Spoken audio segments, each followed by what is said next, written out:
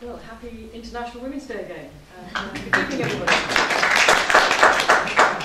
Thank you very much indeed for inviting me to this very special evening. I'm really delighted to be here. You are part of Westminster. We say Westminster today, the world tomorrow, so that's one easy step. My passion for women in business and why I'm passionate about women in business, lessons learned in this country about encouraging women in business and how far we still have to go in the UK to do this is one thing I'm going to talk about. The second thing is tell you a bit more about Westminster Business Council. But before I start, I just want to share a couple of personal things and my very small connection to Mongolia. 25 years ago, in fact, sadly it was the year my father died, my mother took off to Mongolia, where she found peace and comfort and had the most amazing time, and came back ready to take on the rest of her life. So I have a picture of horses, which is now my picture that my mother brought back, so that's a very special possession and connection I feel with Mongolia.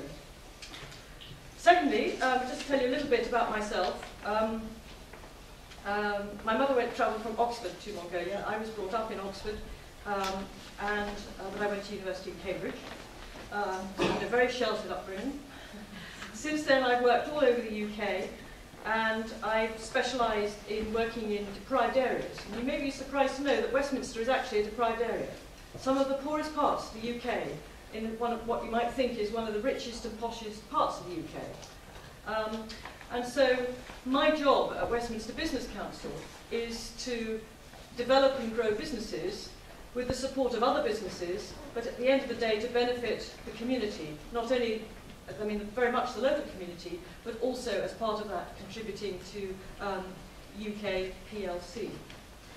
So my career took me to working, setting up a couple of companies which are also charities, such as the Prince's Trust, the Prince of Wales Trust, which you might have heard about, which I set up a major part of over 11 years of my career.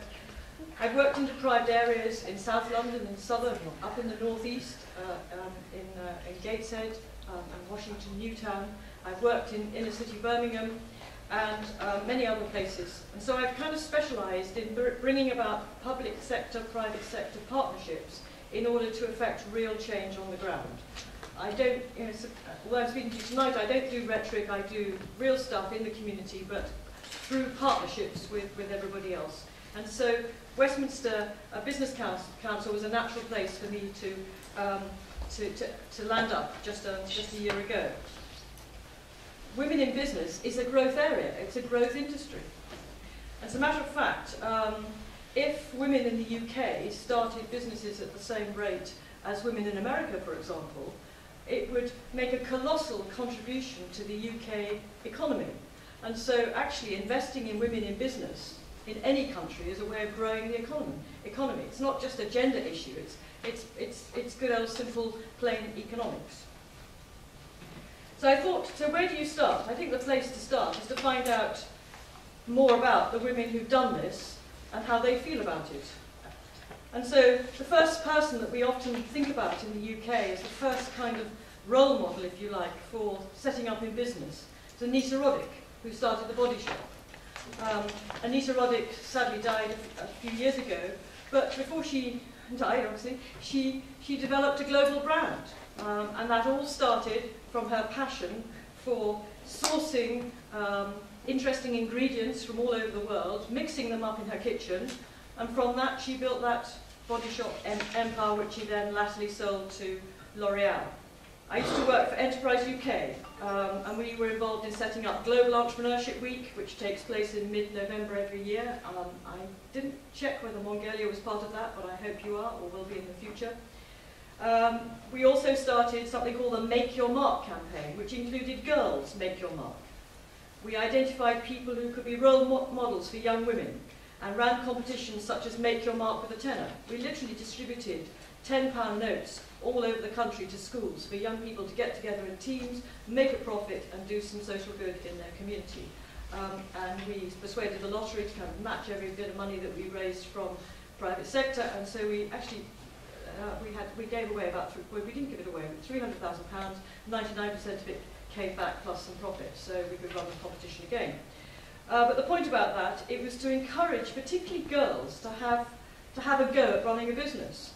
Instead of listening to boring lessons or trying to teach business in terms of theory, here's the money, here's your starting cash, make it more and make it serve the community. It really took off extremely well, and it was much more fun than the business lessons, and it certainly demystified what business is really about. Think big, think growth from the start. So women starting a business, I mean, it's fine to have a small business, but if you think big, you're more likely to turn it into a big business, and you'll make decisions which make that easier to become a reality.